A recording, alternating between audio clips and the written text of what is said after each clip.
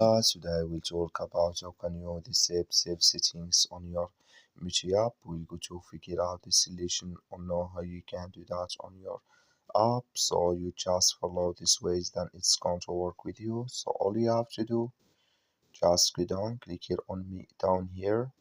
When you just click here on me, it's going to take you to this list. It's going to show for you like this.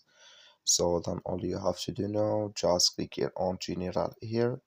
When you just click on it, it's going to take you to this list. So then all you have to do now, just go here above settings, you click on it. So then it's going to take you to this list. It's going to show for you like this. You come here to save settings, then just click here on this sign or this color. Like you see here, color it's gone. That's mean here save settings.